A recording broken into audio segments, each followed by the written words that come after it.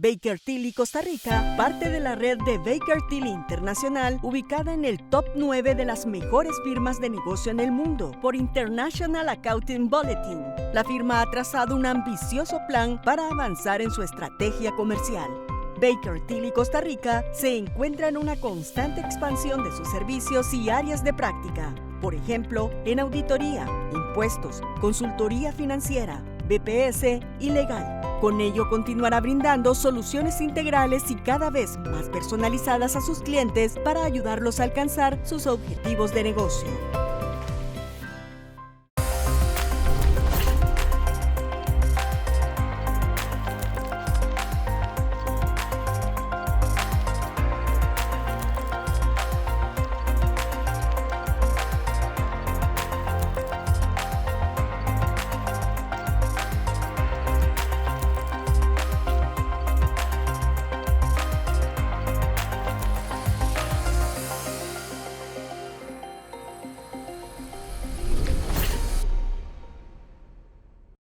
Hola, soy Eugenia Soto, editora de El Financiero, y les doy la bienvenida a este foro en el cual vamos a discutir la influencia de las zonas francas en la vida económica y social de Costa Rica.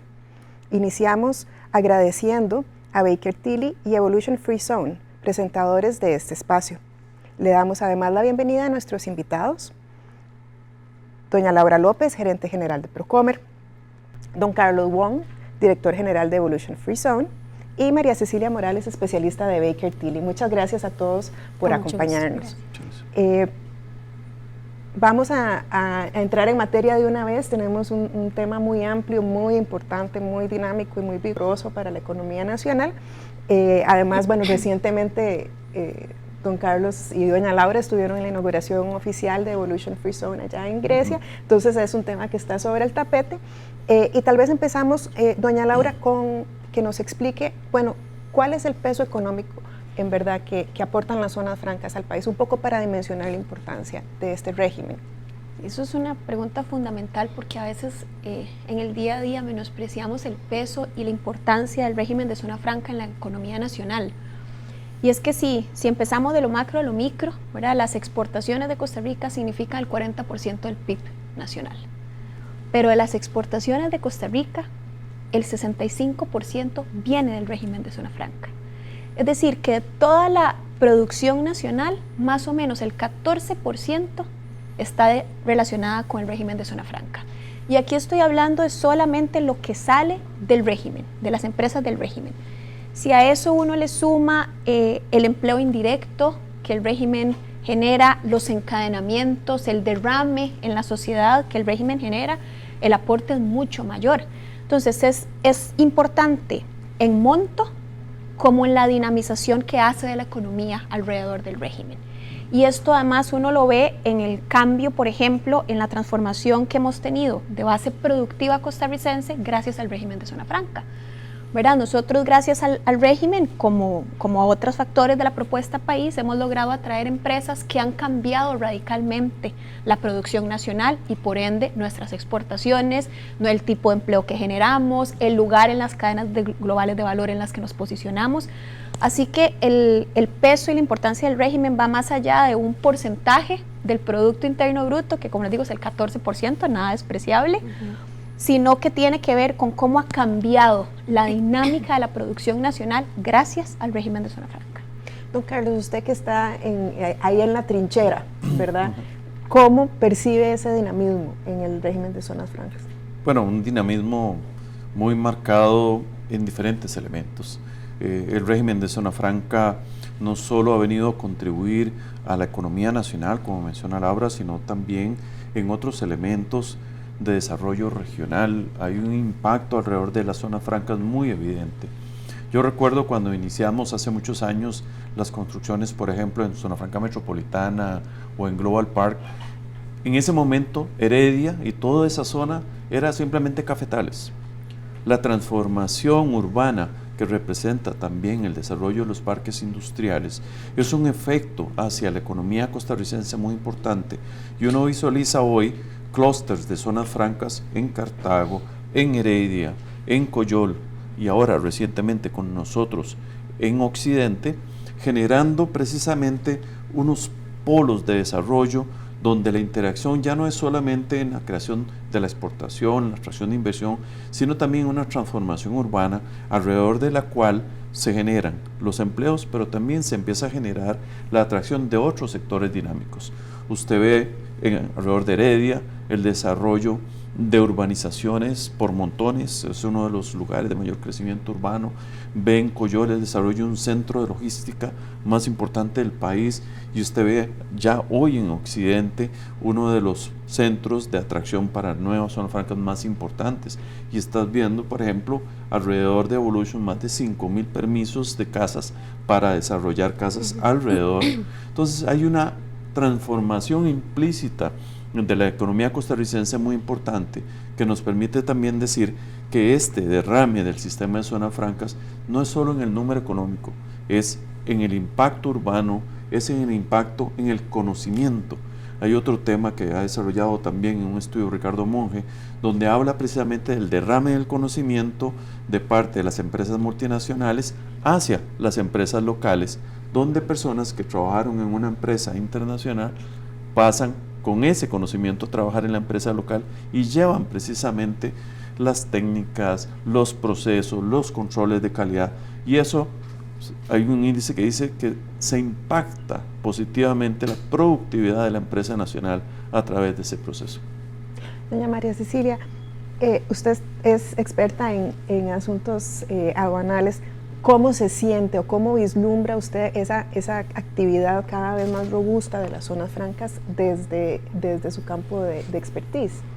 Bueno, desde mi campo lo veo muy favorable, ¿verdad? Porque vienen muchas empresas y con procesos de exportación e importación distintos, de los cuales los profesionales en esta área nos tenemos que especializar, ¿verdad? Para dar una buena asesoría y un buen acompañamiento a las empresas en todo lo que tiene que ver en la parte de aduanas, ¿verdad? Sabemos que las empresas de zona franca pues tienen procesos aduaneros que cumplir.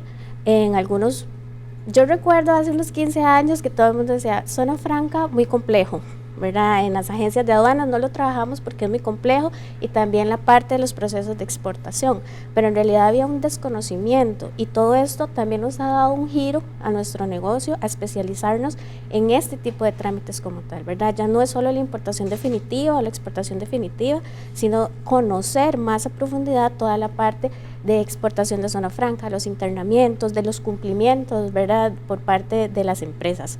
Entonces es una gran oportunidad para el sector especializarnos en este tipo de industria.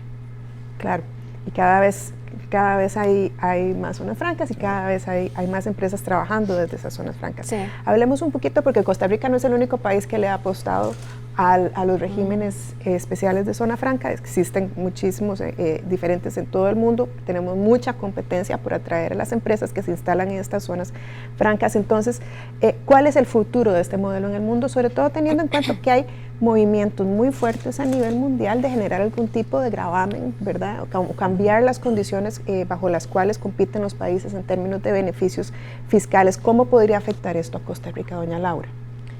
Sí, este es un tema dinámico porque responde al sector empresarial. Entonces, con el mismo dinamismo que se mueven las empresas, el mismo dinamismo que tenemos que tener los países para ir ajustándonos en beneficios, en maneras de atraer y potenciar la inversión que llega a un país.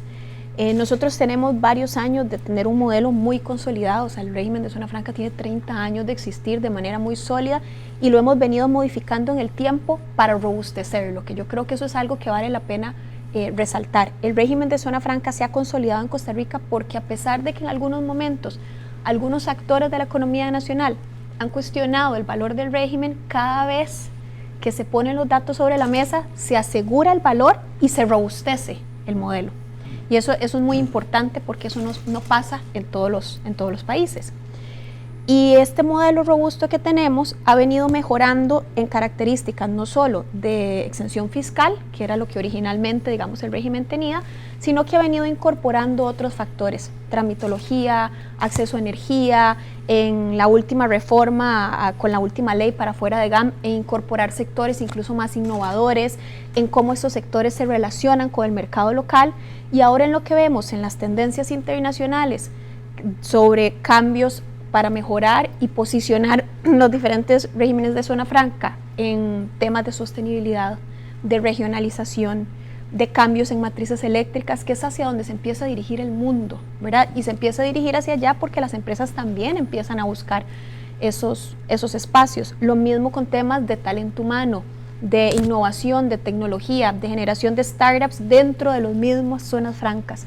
Todos estos cambios, que es lo que vemos en las tendencias, es mucho de lo que Costa Rica ha empezado poco a poco a explorar e incursionar. Como decía, con el último cambio para que se mejoraran los incentivos fuera de GAM, es una apuesta al tema de la regionalización importante. Hemos visto ya interés de algunos organismos internacionales en utilizar a Costa Rica en pilotajes para hacer métricas relacionadas a sostenibilidad y a certificaciones de sostenibilidad en las diferentes zonas francas, donde por supuesto Costa Rica tiene una gran oportunidad porque hemos sido pioneros en el tema, ¿verdad? Con el tema de los procesos de innovación dentro de las zonas francas también hay iniciativas, ¿verdad? Y uno ve mucho de la inversión que los mismos parques de zona franca hacen en la atracción de talento, en la constante capacitación para cumplir con las necesidades que tienen sus clientes dentro del régimen. Así que hay mucho alrededor de otros incentivos y otros apoyos que no es solo los incentivos fiscales. Por supuesto que no quedan excluidos los incentivos fiscales y eso es algo que hay que poner sobre la mesa y hay que discutir en Costa Rica como se está discutiendo en otras naciones del mundo. Pero aquí pareciera que no se está discutiendo mucho. Bueno, nosotros hemos estado en conversaciones con diferentes agentes, con ASOFRA, lo hemos estado con las diferentes empresas, lo hemos estado dentro de las instituciones públicas que estamos en el medio, conversando cómo debe de verse el modelo que Costa Rica va a seguir y también observando atentamente cómo se está viendo el modelo en otros países. Yo creo que en este tema es de esos temas donde ser el primero tal vez no es la mejor opción, ¿verdad? Hay que entender cómo se está moviendo nuestra competencia, cómo se mueven los otros países que han estado siguiendo el modelo costarricense.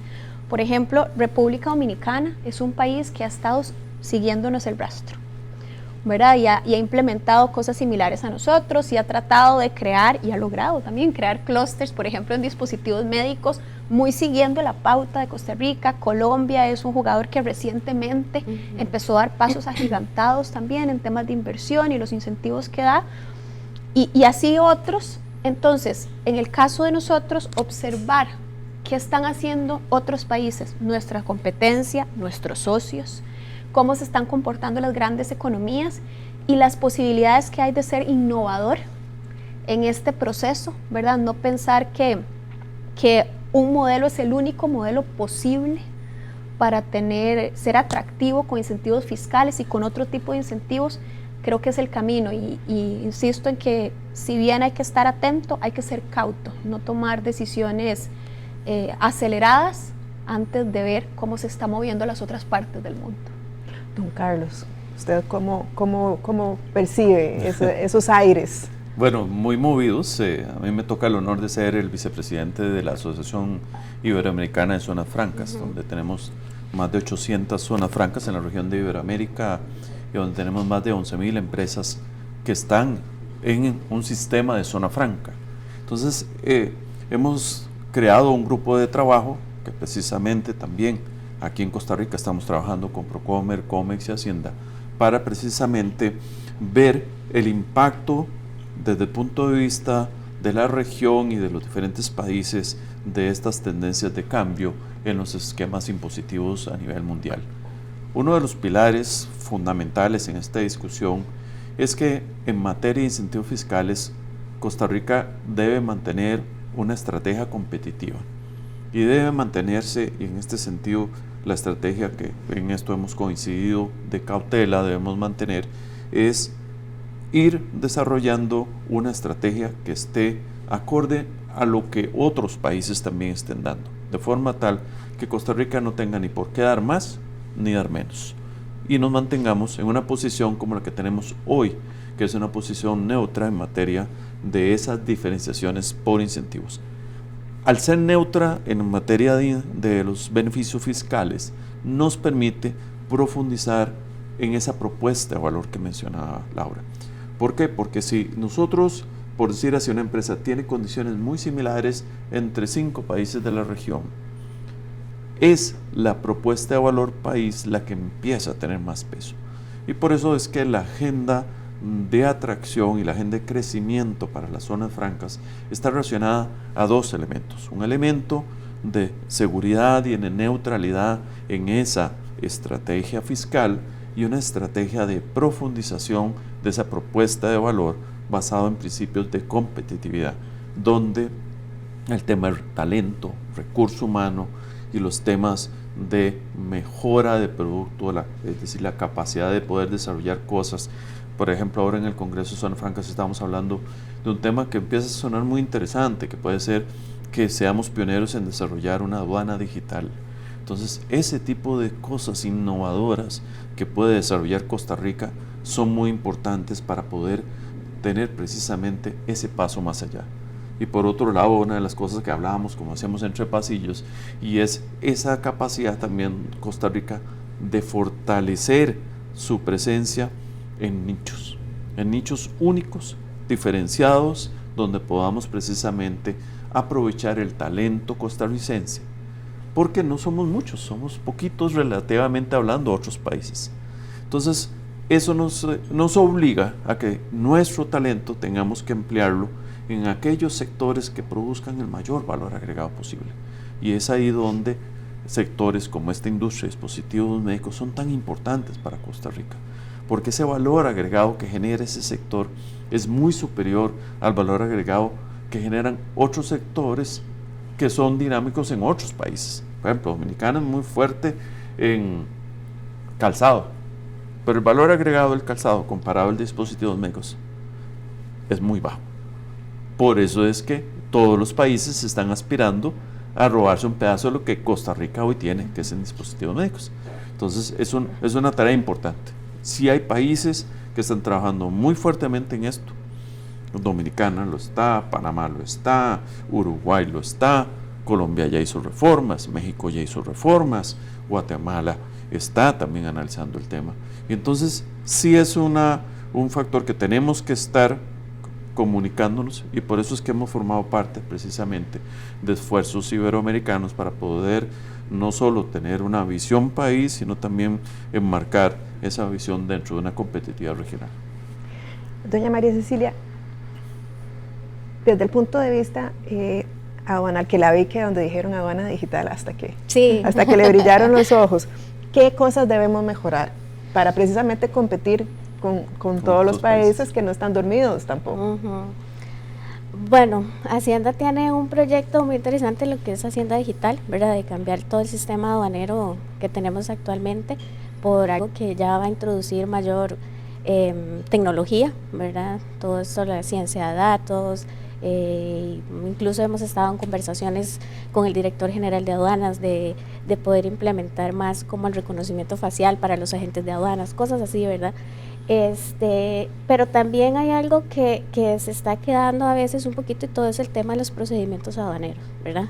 A veces sí hay que estar como más, y es que ahí hay como una línea muy fina entre el control y la facilitación, ¿verdad? La aduana tiene que controlar, pero también tiene que facilitar, ¿verdad?, la operación de la empresa de zona franca, ¿verdad? Porque no es solo llevar bueno, como todos sabemos, los funcionarios públicos trabajan de lunes a viernes de 8 a 4 de la tarde. Ya tal vez si una empresa se sale de una operación, tiene una emergencia, ¿a quién ocurre? ¿Verdad? Todas esas necesidades nuevas que van surgiendo de esas empresas, considero que en base a la administración pública las tiene que ir tomando en cuenta. Claro. Ahora, uno escucha mucho también a los empresarios, pero tal vez más dedicados al mercado interno, con muchos problemas en cuanto a la importación de sus productos que ellos después venden, ya sea insumos o producto final. ¿Cómo es para las zonas francas? ¿Tienen esos mismos problemas en nuestra infraestructura y nuestros procesos que a veces son complicados? Sí, es que, digamos, lo que varía del régimen definitivo al régimen de zona franca son modalidades, ¿verdad? Pero el proceso es el mismo, Igual hay que mandar el mensaje de solicitud, de operación, de donación, de destrucción a la aduana. Incluso hay algunas cosas que todavía son en papel, ¿verdad? Entonces, ya todo eso tenemos que como irlo cambiando, ¿verdad? Y ir facilitando a esas empresas de que ya todo se haga de manera digital, ¿verdad? O sea, no podemos, si tengo una emergencia o por ejemplo, sale una mercancía que se está integrando al régimen, tiene aforo rojo, o sea, solo puede ir un funcionario de 8 a 4 de la tarde.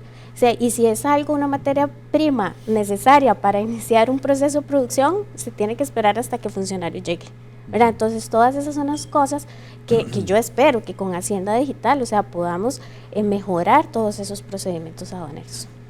Don Carlos, ¿qué piensa usted que tenemos que mejorar? Bueno, hay todo el tema precisamente de trámites, es un proceso continuo, no se acaba, por decir así, nunca. Creo que hemos hecho un esfuerzo muy importante como país por mejorar procesos, que entender que el Ministerio de Economía ha ido haciendo esfuerzos. Procomer tiene todo el proyecto de ventanilla única que ha sido fenomenal en reducir trámites y procesos, pero es una lucha todos los días. Hoy vamos a una municipalidad y ayudamos a que la municipalidad desarrolle un proceso más ágil de permisos, y un mes después, 3 meses después, ya hay otro funcionario y aparece lo que llamamos la creatividad, y entonces aparece un trámite nuevo o aparece una interpretación, porque el principal problema de Costa Rica a veces no son los trámites, sino la interpretación de los trámites. Entonces hay esa discrecionalidad, a veces nos afecta mucho, quizá de los temas en que Costa Rica, al tener tanto trámite y tantos esquemas de control, hace que nuestro país a veces no sea tan ágil en muchas cosas. Por ejemplo, iniciar una zona franca. O sea, bueno, hoy pues, pasamos por el gusto de haber inaugurado Evolution, pero para haber llegado ahí y haber podido empezar el calvario que fue pasar por todos los trámites de apertura de una zona franca, fueron 2 años de pasar trámite a trámite. Eso es difícil. ¿Por qué? Porque a final de cuentas, por ejemplo, nosotros que íbamos a una zona fuera de la gran área metropolitana, algunos dicen, bueno, es que Grecia es muy desarrollado. Sí, imagínense. Ahora, ir a desarrollar fuera, a lugares todavía más alejados, hace más difícil no solo el trámite en sí, sino las necesidades de desarrollo de infraestructura. Entonces, ¿a qué decimos? Bueno, hay un paso en la vía apropiada que fue generar los incentivos, pero hay un paso más importante todavía que hay que seguir dando, y es el acompañamiento a la inversión fuera de la GAM. Porque uno de los temas que el sistema de zona franca tiene que pensar es no solo en su competitividad internacional, sino en cómo el sistema de zonas francas desarrolla equilibrios. ¿Por qué? Porque el sistema de zonas francas es muy positivo y derrama mucho a la economía costarricense. Pero tenemos que pensar en una competitividad integral de país para que entonces los otros sectores tengan áreas de desarrollo y las zonas fuera de la GAM puedan continuar desarrollándose. Ese equilibrio de fuerzas, ese equilibrio de desarrollos es muy importante para los países, como lo es también los principios de reducción de pobreza, en el cual yo considero que Zonas Francas ha sido un gran contributor al generar empleos, y no solo una cantidad importante de empleos, sino mejor remunerados. El salario promedio dentro de las zonas francas es un 20% más alto que el promedio nacional. Entonces estamos impactando no solo a casi 250,000 personas, sino que estamos impactándolas también con mucho mejor remuneración. Entonces, ese impacto lo que ayuda es a reducir desempleo, a mejorar la calidad de vida, a tener mejor remuneración. Y entonces es precisamente esos retos los que tiene el sistema de zonas francas. Son retos, algunos relacionados con institucionalidades, pero otros que están relacionados a la propuesta país en general que tenemos que trabajar, que tiene que ver con los elementos de competitividad país. Elementos muy importantes, la energía eléctrica. Costa Rica tiene un gran reto, y cuando hablamos de los sectores nuevos, que son, por ejemplo, semiconductores o los procesos relacionados con los semiconductores, la energía es un gran tema. Las telecomunicaciones son el otro gran tema. ¿Por qué? Porque tenemos que implementar el 5G. O sea, nosotros ahora, por ejemplo, en Evolution desarrollamos el parque con las capacidades para poder derramar 5G, pero 5G no está. ¿Ah? Sí. Entonces, tenemos la infraestructura, pero falta llegarle. Entonces, ¿por qué es importante el 5G? Porque nos permite que los procesos productivos de las empresas se monten precisamente en estos sistemas de inteligencia, de comunicaciones, porque cada una de las máquinas que se ponen en una planta de producción, hoy por hoy, son data. Usted puede tener una máquina que hace una pieza de metalmecánica de altísima precisión, pero esa máquina a su vez genera un montón de información, y esa información tiene que subir a una nube y tiene que subir a una red, y va directo a los centros corporativos. Pero para poder hacer eso necesitamos estructuras ya de 5G, porque el volumen de data que se está manejando ya no se transmite por un cablecito de cobre y ya ni siquiera por una fibra óptica pura. Hay que generar estas plataformas. Entonces los retos de Costa Rica, por eso digo, y particularmente de Zona Franca, están muy relacionadas también al siamés. El régimen de Zona Franca va a ser competitivo en el tanto Costa Rica como país sea competitivo. Y por eso es que tenemos que seguir trabajando mucho en esa visión y en esa competitividad país. Doña Laura, todas estas cosas son complicadas, no se resuelven fácilmente, pero ¿qué estamos haciendo como país? ¿Qué está haciendo el gobierno para tratar de subsanar todas estas digamos, oportunidades de mejora que tiene el país? Yo creo que estamos trabajando en varias vías. Voy a empezar por los trámites porque coincido plenamente con don Carlos. Eso es la historia sin fin, ¿verdad? Nosotros no vamos a terminar de mejorar en tramitología hasta que no exista un solo trámite, ¿verdad? Ese es el fin al final. El trámite que no existe es el mejor trámite. Entonces nosotros hemos venido trabajando desde Procomer, por ejemplo, tenemos años de estar trabajando en tramitología. La UI es un buen ejemplo, tenemos ya 10 años de estar trabajando en la ventanilla única de inversión, pero la UCE, que es la ventanilla única de comercio, tiene 26 años de existir. Y hemos venido mejorando este proceso donde pasan todos los trámites import-export de este país. Estamos hablando de casi 500,000 trámites por año que pasan por esa plataforma, una plataforma que funciona 24/7, porque como decimos en Procomer, eso es lo único que no puede parar nunca, ¿verdad?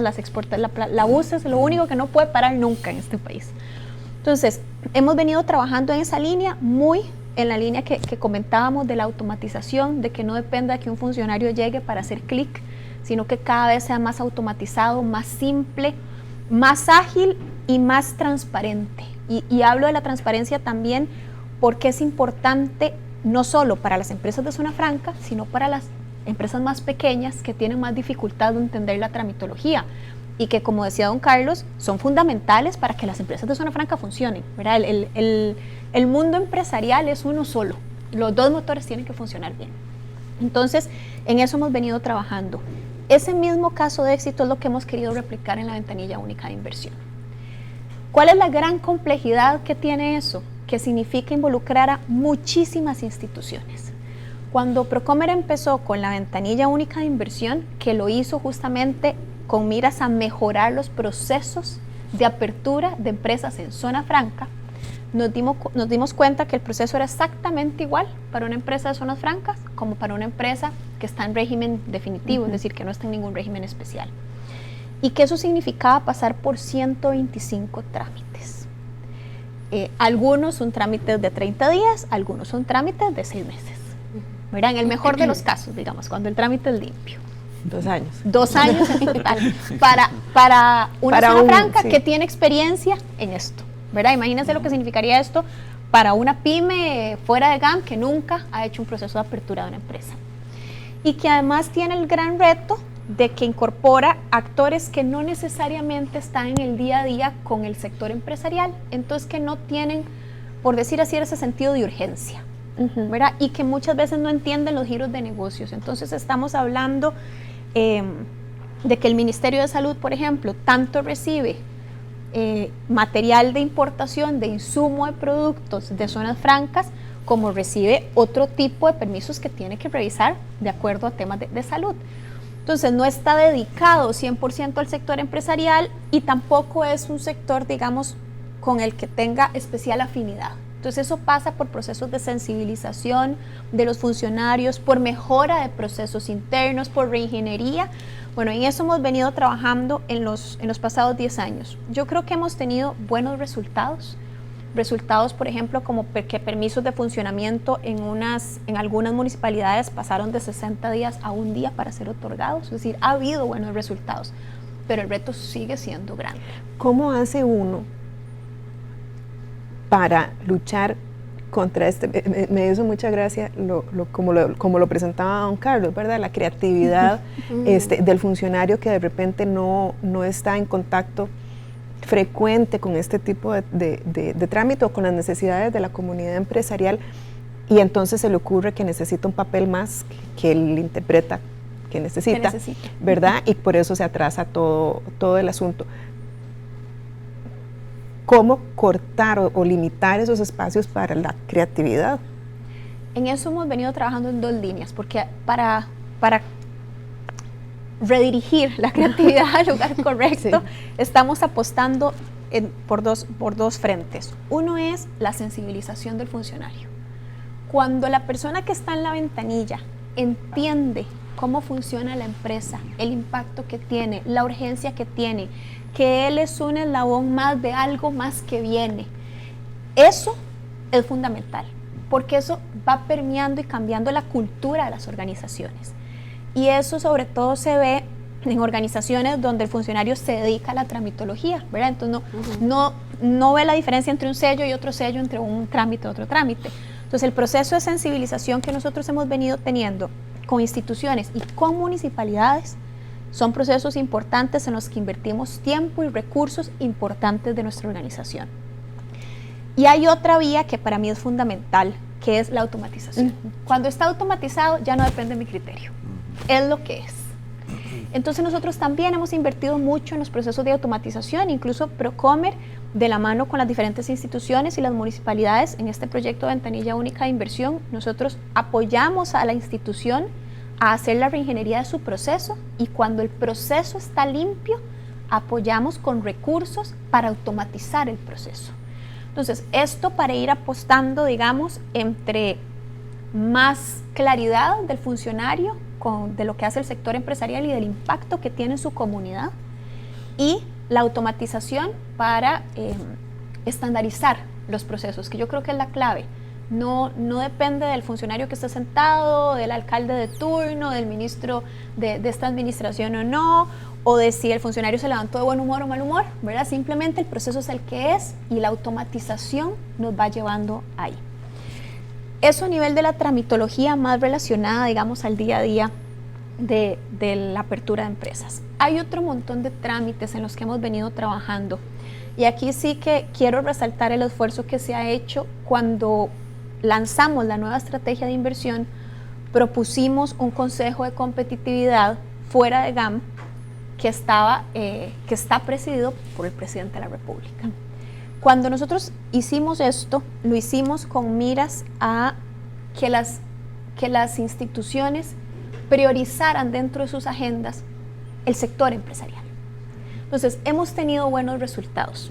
Por ejemplo, recientemente logramos trabajar con el Ministerio de Salud, COMEX y Procomer, un reglamento que va a permitir que todos los insumos que entren a las empresas de zona franca no tengan que pasar por un registro de salud. Los insumos que entran y que van a ser utilizados en un proceso productivo para un bien que se va a reexportar no pasa por un proceso de registro y de análisis del Ministerio de Salud. No se va a quedar aquí. No, exacto. Ese es el punto, no se va a quedar aquí. Entonces, ¿por qué Costa Rica va a dedicar recursos a hacer ese análisis y de por sí ese bien va a tener que pasar por un registro en el país a donde va a ingresar? Entonces, eso significa que mucho del trabajo que la empresa de zona franca tenía que hacer en tiempos de registros que estaban durando hasta 13 meses, ¿verdad? Es que no es menor, se va a eliminar, pero además eso significa que el funcionario que estaba dirigido a ese trabajo va a poder redirigirse a trabajar los trámites del régimen definitivo. Entonces, impacta a ambos tipos de empresas.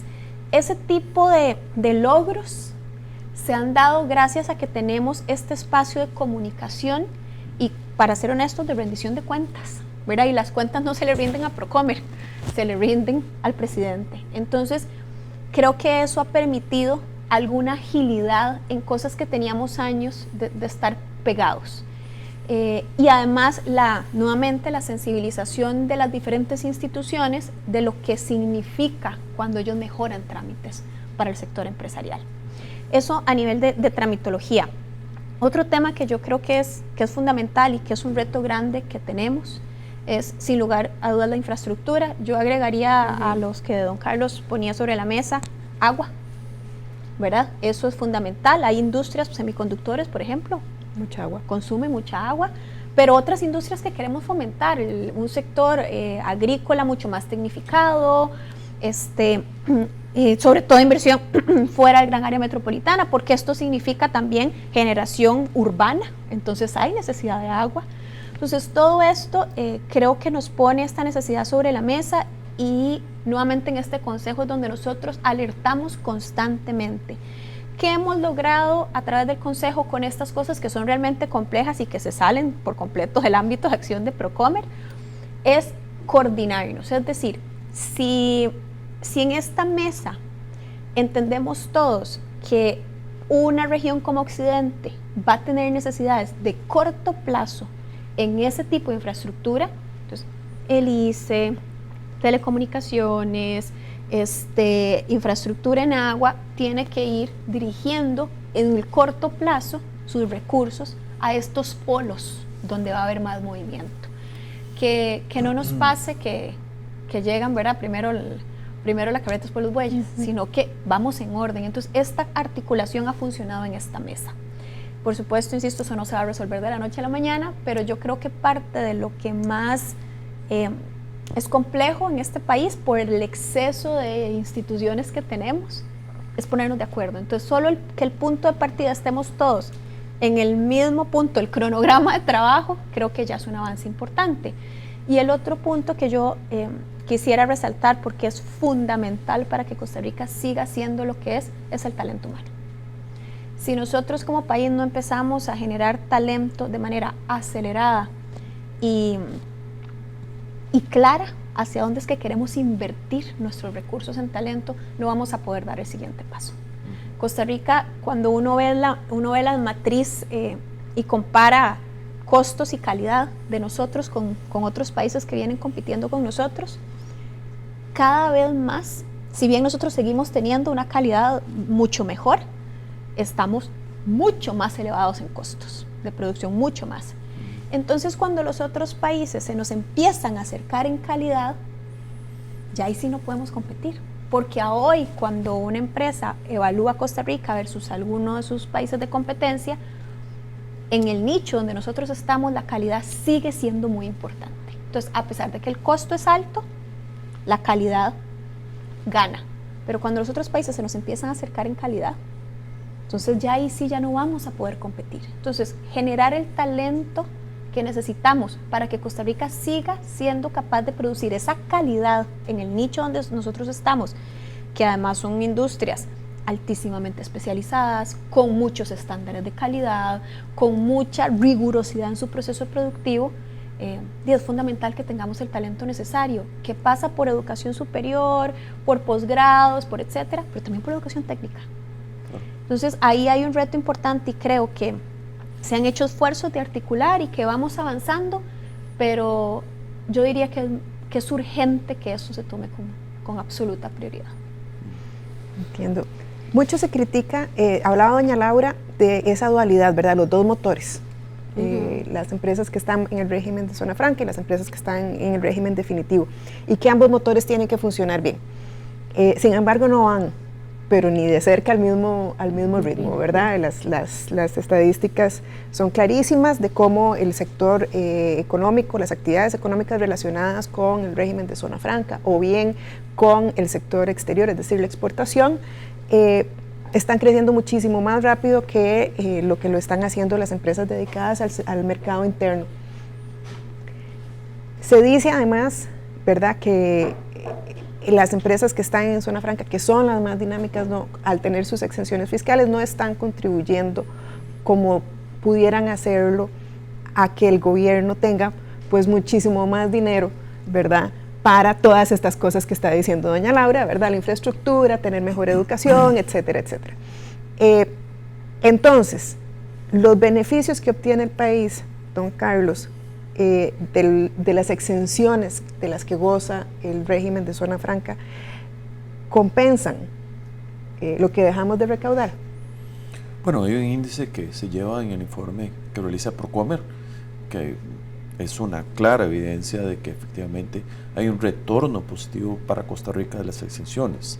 Tenés una relación de 2.4 veces por cada dólar de exención que tenemos, tenés una presencia como tal, no solo en Costa Rica, sino en todos los demás países que realizan este tipo de mediciones.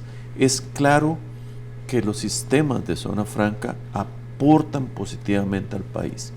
Por eso es que yo no pienso en un tema de la dualidad. Yo creo que lo que tenemos que trabajar es que el país como un todo sea competitivo.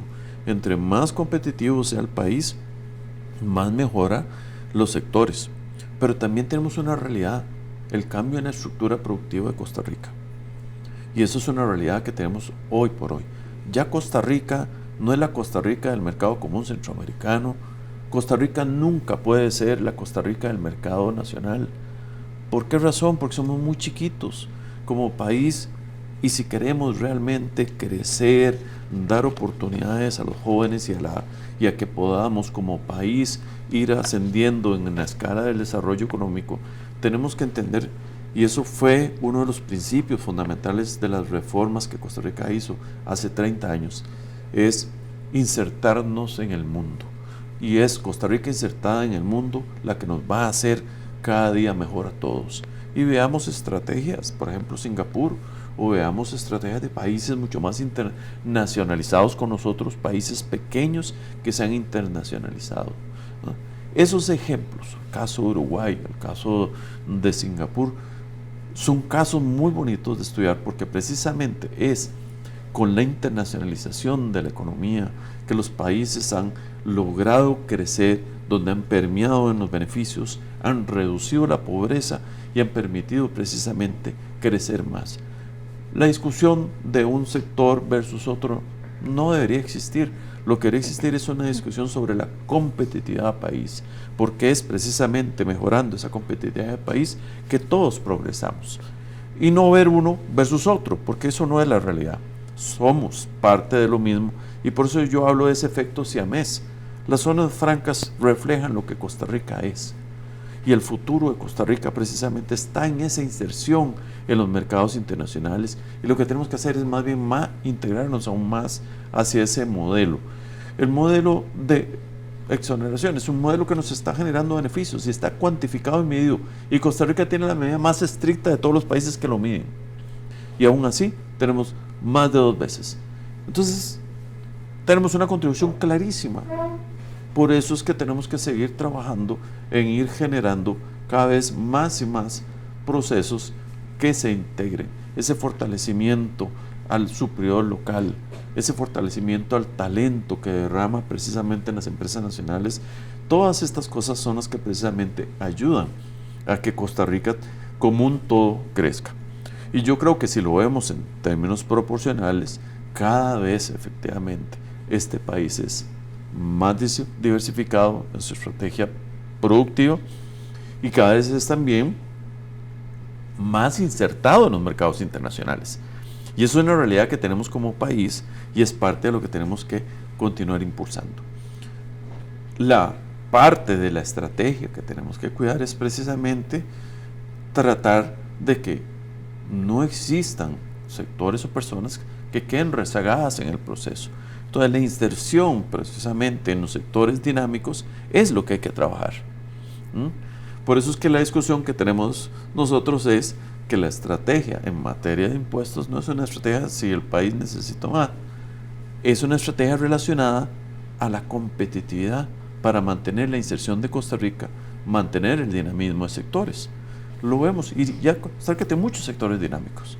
Turismo es un sector altamente dinámico, zona franca lo es dinámico, hay un montón de sectores nuevos dinámicos.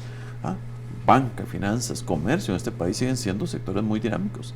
Entonces, es un tema que creo que a veces las cifras se presentan casi como que uno versus otro, pero realmente eso no es, somos lo mismo. Zonas francas es Costa Rica, zonas francas es el sector, todo lo que se produce en el mercado nacional también, pero entre más competitivos seamos como país, más beneficios y más personas se benefician.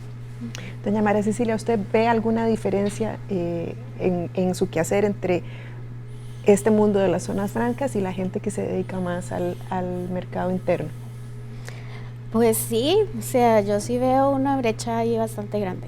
Por ejemplo, si hablamos del talento humano, ¿verdad? No es solo capacitar a las personas que van y trabajan en sí, en la empresa, ¿verdad?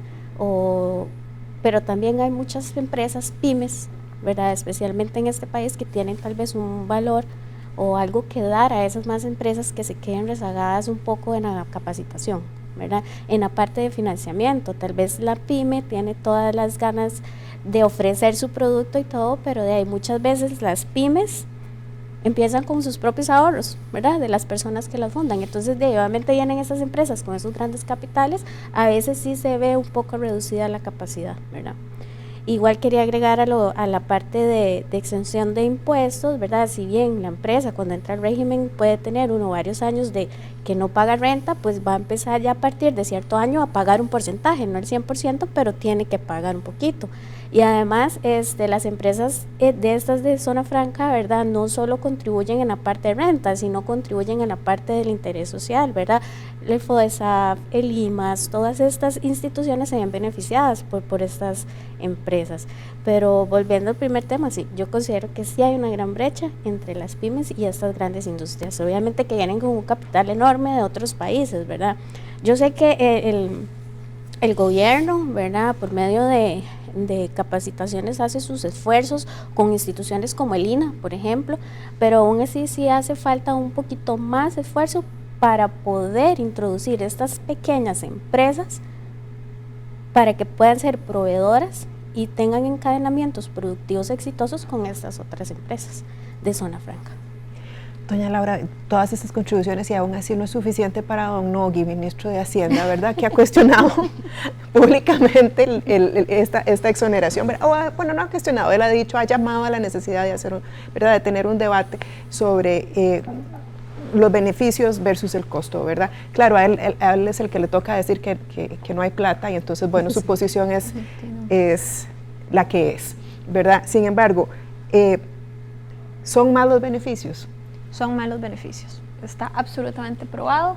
El último análisis que hicimos, que es para el año 2023, o sea, cierre del año pasado, demuestra que por cada dólar que entra a la economía, que se le exonera a una zona franca, entra 1.8 dólares. Es decir, casi el doble. No hay nada que decir, está totalmente probado que genera beneficios. Y esos son los beneficios que yo puedo monetizar, ¿verdad? A mí me encantaría, y en Procomer hemos estado tratando de ponernos creativos en el buen sentido de cómo logramos monetizar lo otro que es más intangible, pero que se da gracias a las zonas francas, eso que hablábamos ahora.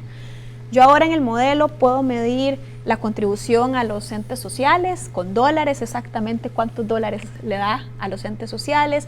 Puedo medir la contribución en las exportaciones, puedo medir los más de 250,000 empleos que se generan gracias al régimen de zona franca, puedo medir, y esto me parece importantísimo, cuánto significan las compras que las empresas del régimen de zona franca hacen a empresas locales, que no es menor, es decir, del 100% de lo que una empresa de zona franca compra, el 54% lo hace empresas locales.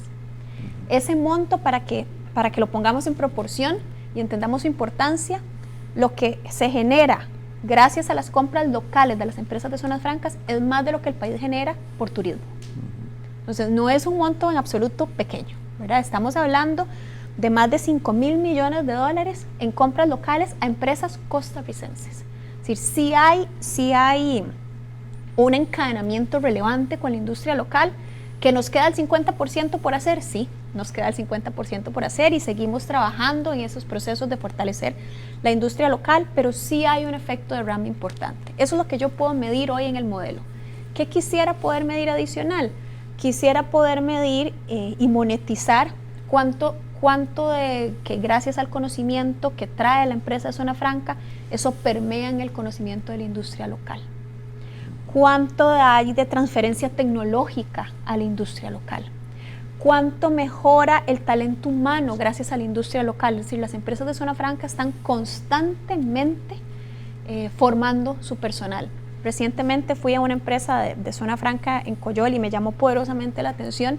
Cuando entré veía gente muy joven operando en la empresa, entonces empecé a preguntar, ¿y usted qué formación tiene? Y bueno, me explicaron después que ellos no contratan personas con ninguna formación de entrada, ellos mismos van formando a su personal.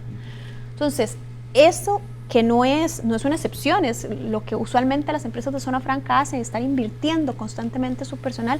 Eso es otro efecto de derrame que se tiene, porque cada vez se hace más común personas que salen de trabajar en una zona franca y montan su propio emprendimiento, que después se convierte en una suplidora de la zona franca o incluso exporta directamente. El aporte que ha hecho a las zonas francas, insisto, para cambiar la producción nacional. Hace 40 años este país dependía de 4 o 5 productos de exportación. Hoy nosotros exportamos más de 4.400 productos. Eso es muy coincidente con la entrada de inversión extranjera directa que empieza a cambiar la producción nacional. Entonces, el efecto positivo que tiene las zonas francas, tanto el que yo puedo monetizar como el que es más intangible, es irrefutable, ¿verdad? Es absolutamente irrefutable. Que hay mucho trabajo por hacer, no me cabe la menor duda. Que ojalá no sea el 54% de lo que compran local, sino el 80, el 90, sí. Que hay trabajo que hacer en cómo vamos elevando también el tipo de empresa que viene a Costa Rica para que el valor sea cada vez mayor en la cadena global de valor, para que se genere más conocimiento nacional, para que mucho de la investigación y el desarrollo se genere en Costa Rica, para que mucho de la propiedad intelectual sea nacional. Sí, ahí hay trabajo que hacer, sin lugar a dudas, pero es, como le digo, irrefutable. Los datos son los que son, más de 6.000 millones de dólares netos en beneficio anuales gracias a las zonas francas.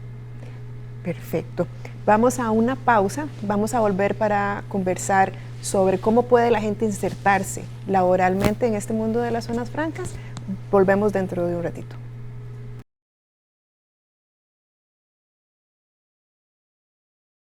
Baker Tilly Costa Rica, parte de la red de Baker Tilly Internacional, ubicada en el top 9 de las mejores firmas de negocio en el mundo por International Accounting Bulletin.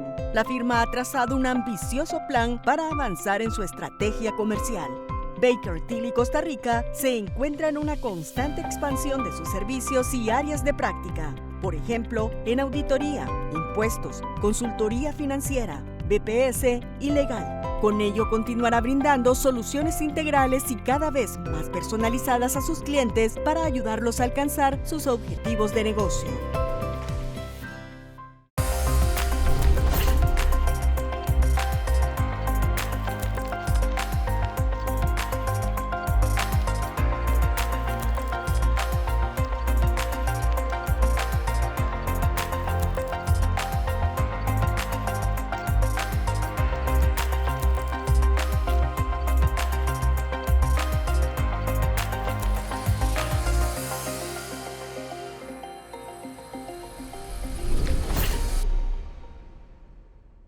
Estamos de regreso y vamos a hablar de un tema que estoy segura que a la gente le interesa muchísimo.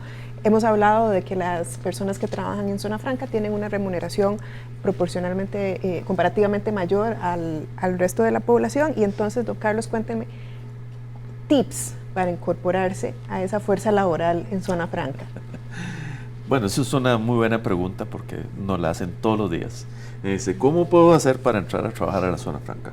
Creo que todos los que estamos en zonas francas, igualmente, como hemos venido impulsando fundamentalmente varias plataformas.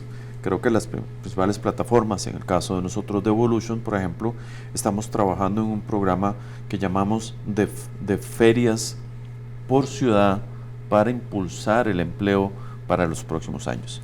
Evolution Free Zone en los próximos 2 años va a generar alrededor de 6,000 nuevos puestos de trabajo para Occidente, y entonces lo vamos a ir haciendo en una serie de acciones. La primera es ferias en ciudades, y vamos a ir a Grecia, vamos a ir a Sarchí, vamos a ir a Naranjo, a San Ramón, a Atenas, las ciudades de Occidente, a las cuales vamos a ir no solo pues a explicar las oportunidades laborales que vienen, sino también a explicarles cómo esas comunidades se van a integrar desde el punto de vista de movilidad.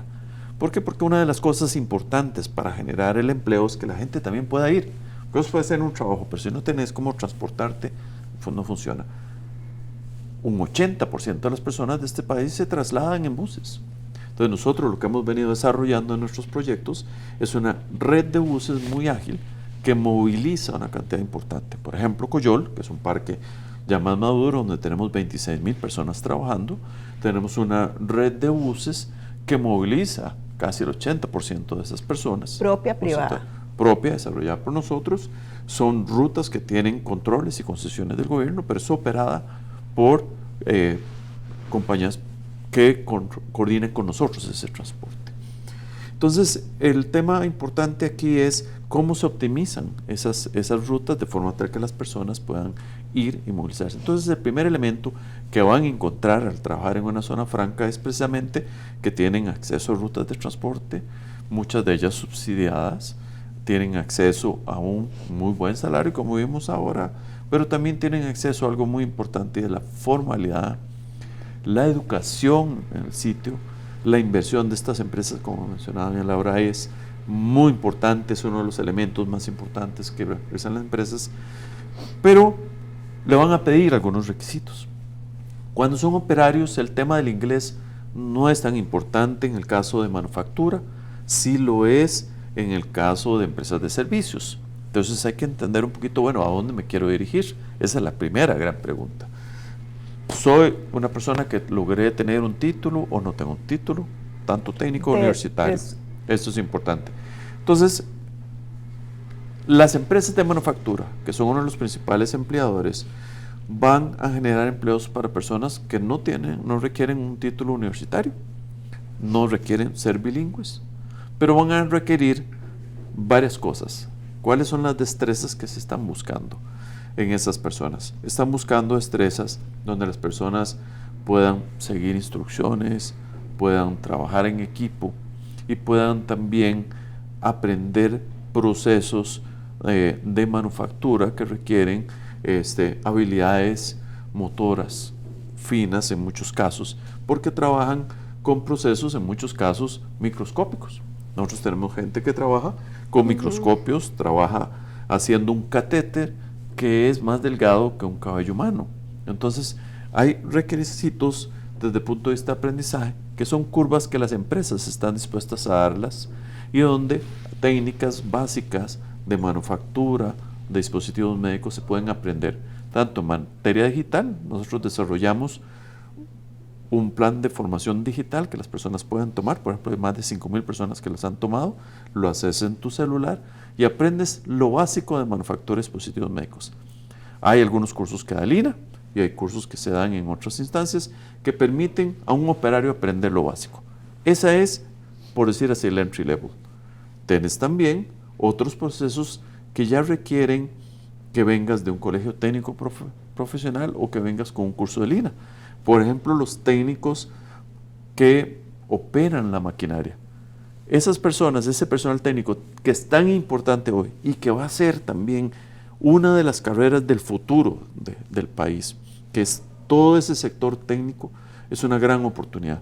Y ahí es donde invitamos a los muchachos a que se incorporen precisamente a los colegios técnicos profesionales, a los programas del INA, de técnicos en manufactura o a los programas de técnicos en manufactura que se están haciendo en varias universidades privadas que tienen hoy en día programas técnicos y que no le tengan miedo a las carreras técnicas. Creo que aquí en este país muchas veces pensamos solamente o que se puede ser operario o hay que ser universitario. No, hoy la realidad también, y una de las cosas bonitas de Zona Franca, es que ha permitido un crecimiento de esa capa técnica, esa capa de supervisores, de técnicos, que permite precisamente oportunidades. Ahí más o menos, ¿cuál es el rango salarial de esa capa de hay un salto importante. O sea, un técnico probablemente gana entre un 30 a 40% más que un operario. Y dependiendo conforme va creciendo en su nivel, porque está el técnico básico, luego tenés técnicos formados en niveles 1, 2, 3 y luego tenés supervisores. Entonces la carrera en técnicos es una carrera muy importante. Y nosotros hemos visto, muchachos, que salieron de un colegio técnico profesional, entraron como técnico 1 y subieron a ser supervisores, siguieron estudiando porque la carrera del técnico te permite luego incorporarte a una universidad y con base en eso pues sacaron su título universitario. Y tengo el caso de un gerente de una de las empresas hoy de dispositivos médicos en Coyol, que él empezó como técnico, se graduó luego como ingeniero del TEC y después sacó una maestría en dispositivos médicos y hoy es gerente de una de las empresas. Es una historia de éxito muy linda donde vemos que sí existe movilidad, sí existe esa articulación, pero que la persona tiene que tener esa persistencia, ese compromiso, pero existen muchas oportunidades. Eso son de las cosas también que es muy importante.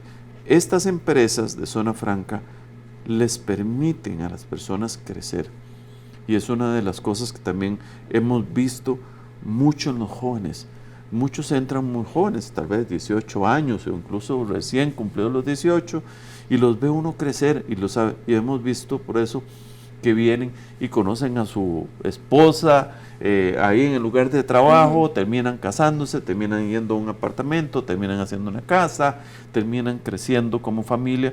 Y hemos visto muchísimas familias alrededor del tema de Zonas Francas crecer o, como decía Laura, incluso salir y hacer su empresa. Nosotros tenemos un proyecto en Coyol que se llama Coyol Impulsa. Ese proyecto Coyol Impulsa lo trabajamos con Procomer, con el área de desarrollo de empresarialismo, para poder hacer, digamos, esa promoción de la empresa que se integra a un proceso productivo de Zona Franca. Hay un caso de una pareja de personas que trabajaban los dos en empresas de dispositivos médicos. Salieron de las empresas, con las prestaciones montaron una empresita propia de servicios de metrología y hoy en día tiene más de 200 trabajadores brindándoles servicios a las empresas de dispositivos médicos en el área de metrología. Otro ejemplo, tenemos los manuales, todos venían en inglés y entonces había necesidad de empezar a hacer traducciones. Pues un grupo de señoras que se dedicaban a hacer traducción se unieron y conformaron una empresa y son ahora más de 40 señoras, todas mujeres, amas de casa, con hijos y todo, que se dedican a traducir los manuales de instrucción para las empresas de dispositivos médicos. Son casos de gente que crecen alrededor de este sistema de Zonas Francas y tienen precisamente esos elementos. Es decir, Zonas Francas precisamente es muy fácil entrar a las partes iniciales. ¿Dónde están los principales filtros? Los principales filtros están principalmente en que se busca que las personas precisamente tengan esa capacidad de trabajar en equipo, esa capacidad de seguir instrucciones, que son elementos que parecieran muy sencillos, pero que no todo el mundo los tiene. Entonces hay que trabajar en eso y hay muchos elementos a disposición de las personas para que aprendan. En el caso de nosotros, este programa que desarrollamos en Coyol, que básicamente es un programa de formación para la manufactura básica de dispositivos médicos, como le gusta en línea, son 26 horas de formación y lo puedes hacer en el teléfono. Lo bajas en las aplicaciones nuestras y le va diciendo cómo se manufactura un dispositivo médico, cómo tenés que entrar a un cuarto limpio, cuáles son las palabras fundamentales, cuáles son las destrezas que puedes practicar para que cuando vayas a hacer las entrevistas, incluso explica cómo hacer un currículum para poder aplicar. Y tenemos unas bases integradas en nuestro sistema de Code, por ejemplo, donde integramos entonces las necesidades de empleo en Coyol y en Evolution, Entonces permite a una persona ver dónde hay oportunidades en uno o en otro campo, y las empresas pues también ponen ahí. Entonces la siguiente herramienta junto con las visitas a las ciudades es el tema de bases de datos, y es el tema precisamente de llamar a las personas. Hace poco hicimos una feria precisamente en Alajuela, casi 1000 personas nos llegaron buscando trabajos y teníamos más o menos 500 puestos de trabajo en ese momento. Entonces eso lo hacemos bastante, eso lo hacemos permanentemente, casi todos los meses tenemos una feria de trabajo en algún lado, y eso es una labor que complementa con las labores que Procomer hace con su feria anual y que complementa con otras ferias de empleo que se realizan en el año. Doña María Cecilia, también sabemos, o me comentaba usted, que las oportunidades no solo se restringen, digamos, a la zona franca, ¿verdad? Coméntenos sobre eso. Bueno, en mi caso específico, ¿verdad? Los que somos profesionales en aduanas o comercio exterior, bueno, hay muchos colegios técnicos diurnos y nocturnos que tienen una especialización en aduanas y logística, creo que sí le llaman. Yo he visto un poco y he analizado un poco el programa y considero que tal vez por las necesidades que ahorita tienen estas empresas y para que sea mayor las personas capacitadas en este ámbito, se podría como revisar un poco y darle como un poco de énfasis a estas empresas, ¿verdad? Porque si bien vemos los procedimientos aduaneros, los ven muy en la teoría, muy amplios, pero no se centra específicamente en tal vez lo que la empresa requiere como tal. Bueno, a veces también en publicaciones de empleos o algo así he notado que a veces para la parte de logística, compras y todo eso requieren mucho ingeniero industrial, ¿verdad? Pero digamos, el ingeniero industrial tiene su formación en ingeniería y también es importante como que la parte de aduanas y comercio se especialice más, ¿verdad? Obviamente en este campo pues el inglés sí es algo fundamental, ¿verdad? Para el área de compras y todo eso sí se requiere, pero sí se puede como especializar un poquito más esta área, ¿verdad? No solo de esas. Yo conozco muchas personas que trabajan en empresas de zonas francas y tienen pues muy buenos salarios y todo en la parte de tecnologías de información, pero también digamos un aduanero si no entra directamente a una empresa no aprende el procedimiento o no lo desarrolla al 100%, ¿verdad? Entonces digamos es como fomentar un poquito, sí sé, bueno, de universidades que han dado técnicos y están haciendo esfuerzos para centrarse directamente en zona franca, ¿verdad? Y no solo en el régimen definitivo o solo en importación como tal. Entonces sí podemos buscar un poquito más como esa especialización, ¿verdad? Ya sea en las necesidades de la propia empresa, ¿verdad? Como salen muchos, que también he escuchado muchas personas que dicen, bueno, como lo decía don Carlos, que se forman en la empresa como tal, ¿verdad? Pero digamos, toda esta parte de logística y de comercio exterior también considero que se tiene que fomentar un poquito más, ¿verdad? Claro. Doña Laura, el tema del talento es, como usted lo dijo, fundamental. Y aquí tengo un par de preguntas para usted. Empecemos con, bueno, hablamos de talento para zonas francas, y alguna gente puede pensar que estamos hablando solo de graduados universitarios. Ya don Carlos nos explicó que por supuesto que no, ¿verdad? Que hay diferentes tipos de roles que requieren diferente tipo de personas con diferente currículum. Cuando hablamos de talento, entonces, ¿a qué nos estamos refiriendo en el caso de las zonas francas? En las zonas francas, por el tipo de empresas que nosotros tenemos, mucho de manufactura avanzada, compleja y mucho de servicios, porque estamos casi más del 65% ya de lo que tenemos son empresas de servicios corporativos, entonces también ahí hay un nicho importante, ¿verdad?, para contratación. Lo que más están buscando y lo que nosotros más observamos ahora tiene que ver con temas de finanzas, de contabilidad, de tecnologías de información, cada vez más data análisis, que es muy importante, y por supuesto en manufactura los técnicos que mencionaba don Carlos, así como todas las carreras STEM, que es cada vez más importante que nosotros como país empecemos a redirigirnos hacia carreras STEM en lo que es la parte profesional y también en la parte técnica. Yo coincido con don Carlos que en este país no hemos visto la formación técnica con la relevancia que tiene, pero también con el crédito que tiene, ¿verdad? Menospreciamos un poquito el técnico versus la formación profesional, y eso no sucede en otros países. Alemania, por ejemplo, siendo el referente en el tema, donde ser un técnico es tan importante como tener formación profesional, donde sus ingresos son muy buenos, y lo son porque es que son fundamentales en la cadena de producción. Y ahora en Costa Rica lo hemos empezado a ver y lo estamos viendo gracias a las zonas francas.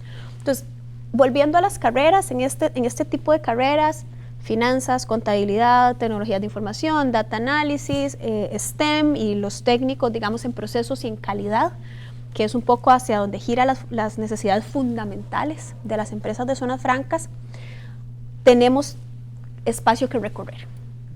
Efectivamente, se ha venido ampliando la oferta de formación en esta línea, tanto en las universidades como en los colegios técnicos, como en el INA.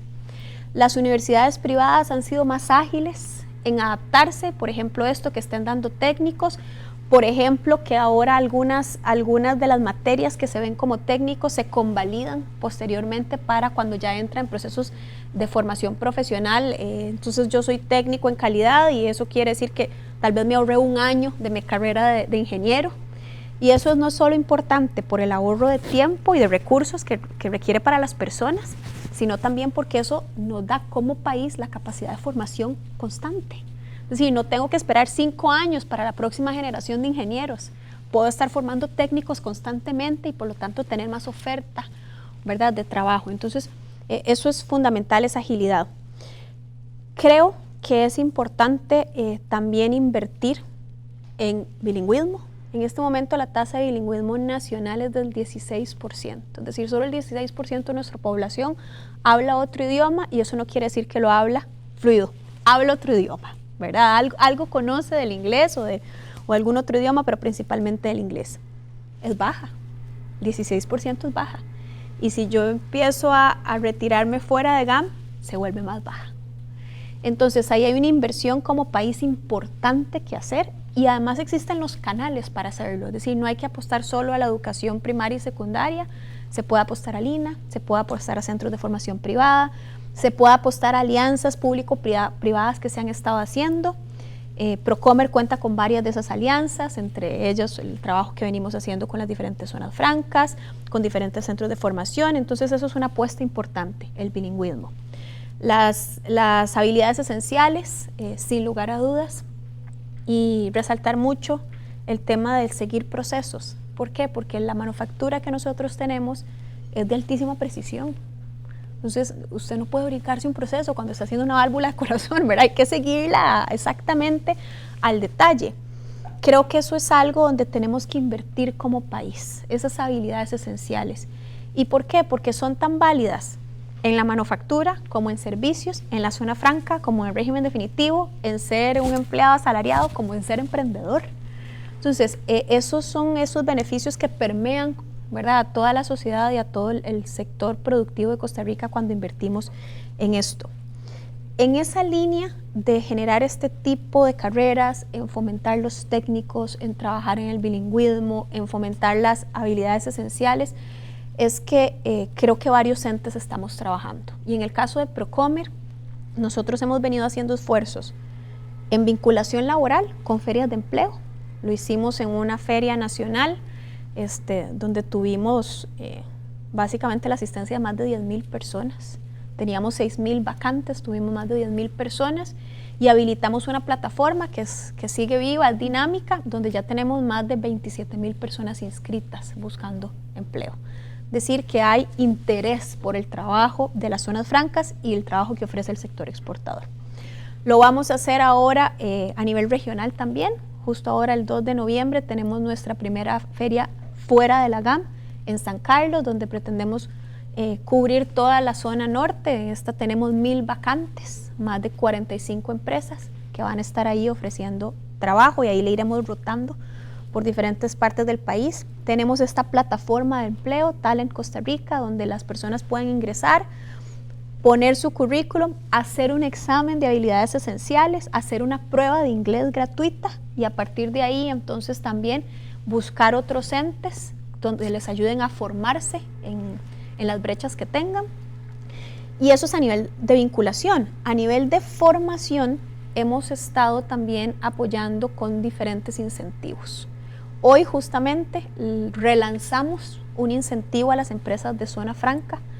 Esto quiere decir que una empresa de zona franca que quiere formar su personal o quiere formar personas que posteriormente va a contratar, puede apostar al incentivo de nosotros y va a recibir al menos el 50% del financiamiento de lo que cueste esa formación.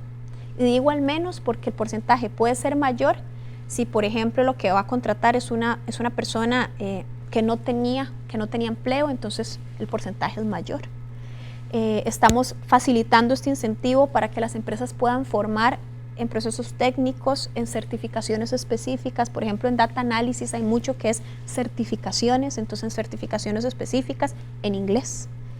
Y lo que estamos tratando entonces es de facilitar la formación constante, continua, pero sobre todo rápida. Entonces, sí es importante que las universidades, que los colegios empecemos a formar ingenieros, pero también es importante que a nivel técnico, a nivel de certificación, estemos constantemente en formación y a nivel de bilingüismo, sin lugar a dudas.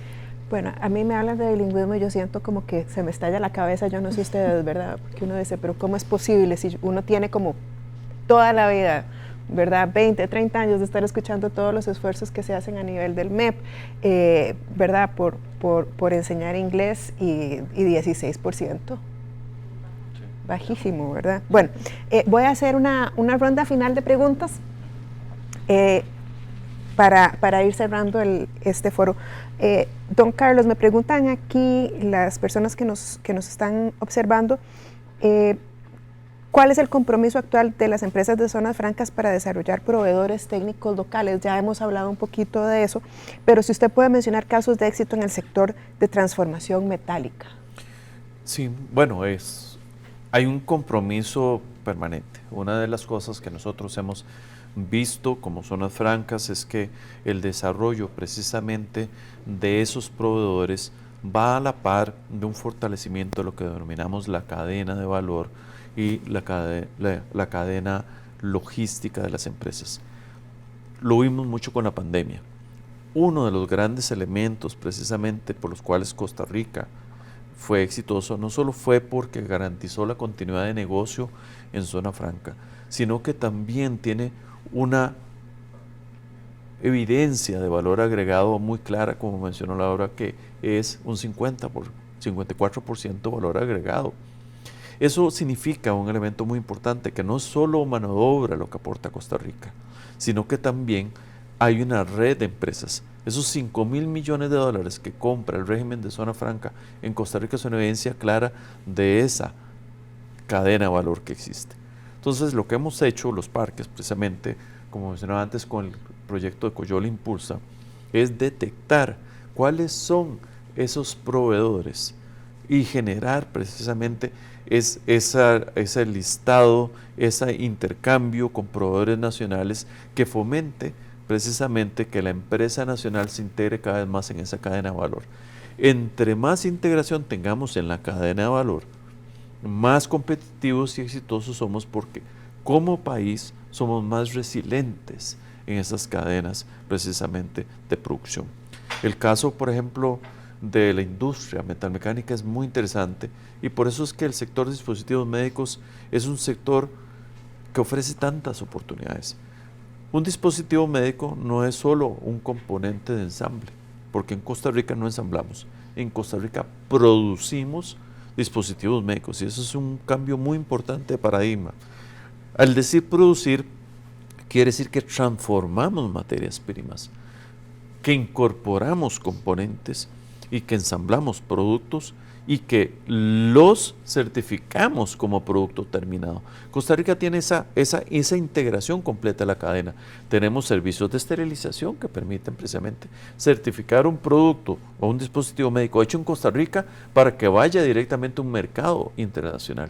Antes los productos tenían que ir a Estados Unidos o a Europa para esterilizarse y poder entonces ser utilizados para consumo humano.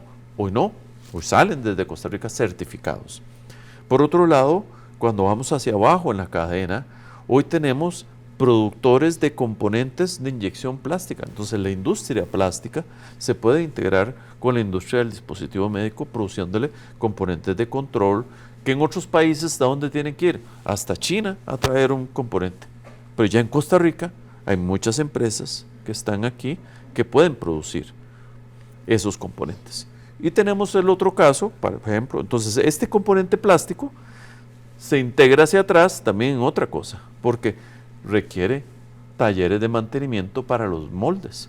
Y entonces tenemos, por ejemplo, una experiencia de un taller que está en Atenas, desarrollado por el hijo de un ex compañero mío de colegio, que lo montaron en la bodega de la finca y empezaron desarrollando el mantenimiento para moldes. Hoy en día ese muchacho tiene casi 200 personas trabajando en su taller y ha venido precisamente creciendo, sigue ahí en Atenas. Es un caso de un empresario nacional joven, empezó como una pyme y que ha ido creciendo. Ahora, ¿cómo hizo su último crecimiento? Banca de desarrollo. Logramos integrar el concepto de banca de desarrollo para que y pusiera precisamente una planta más grande con nueva maquinaria y que estuviera con capacidad de atender la nueva ola de moldes que se requieren, que son multicavidades y otras cosas. Tenemos mucho de ese ejemplo. Bueno, ahora con la industria de dispositivos médicos para ortopedia, que es uno de los sectores en que Costa Rica está creciendo más, se abren otro montón de oportunidades. Por ejemplo, tenemos una empresa que es Medtronic. Medtronic produce en Costa Rica básicamente una estructura que permite corregir la escoliosis, que es un problema en la columna, pero ese es un dispositivo que utiliza materiales de avanzada como titanio y utiliza procesos metalmecánicos de altísima precisión. Ahí entonces, ¿qué vienen? Vienen varios componentes. Primero, un componente de formación técnica, como hablábamos. Incluso montamos un proyecto con un colegio técnico profesional y con el CES Don Bosco para atraer jóvenes que aprendieran las técnicas mediante un principio que también es importante, que es el concepto de educación dual.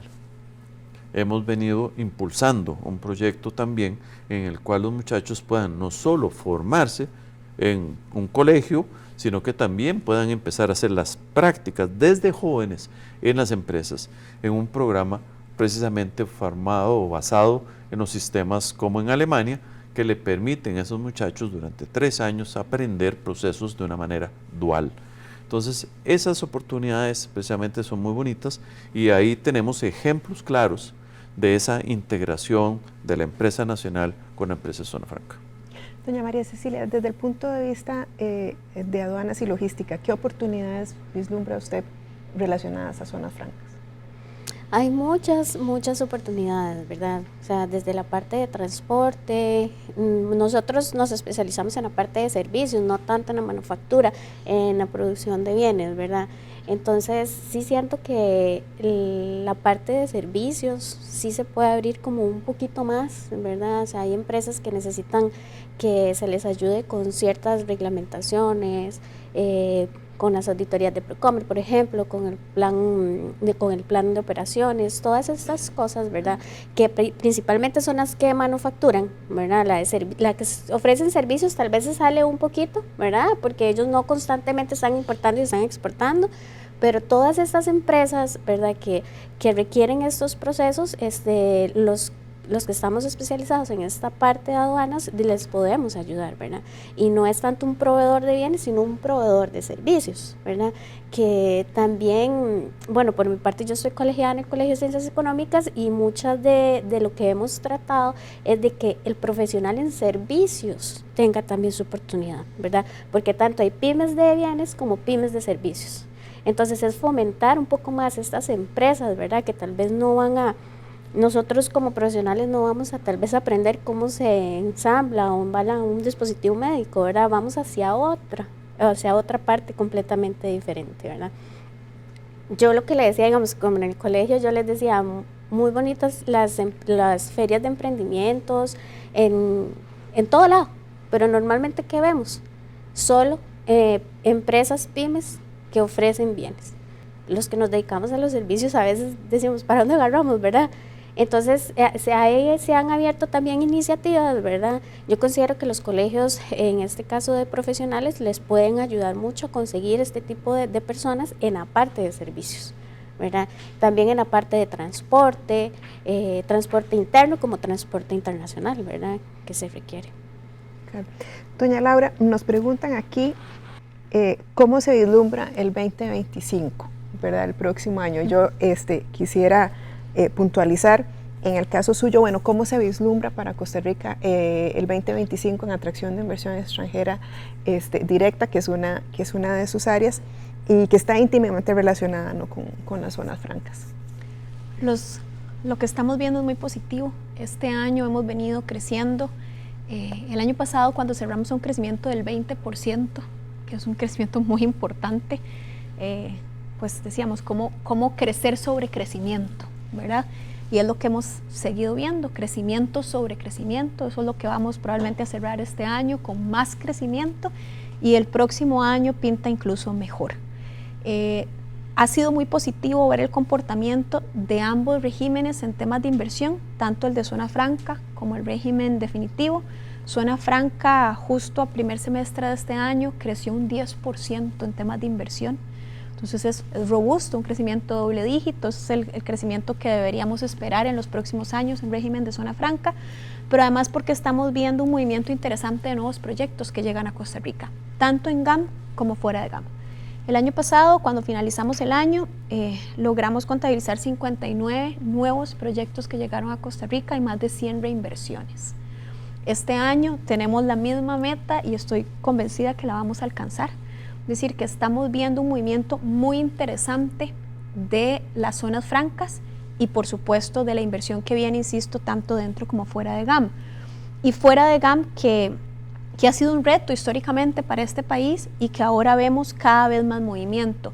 Lo vemos gracias a que se están mejorando las condiciones. El mejor ejemplo es la inauguración, ¿verdad?, de Evolution hace 2 días, que eso qué significa, que hay ya infraestructura lista para atender estos proyectos que vienen a Costa Rica, y por supuesto que eso suma a la propuesta de valor que como Costa Rica tenemos.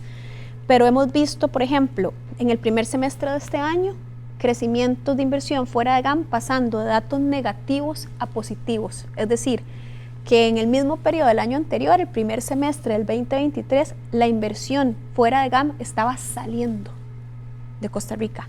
Este primer semestre lo que vemos es que inversión afuera de GAM empieza a ingresar más aceleradamente.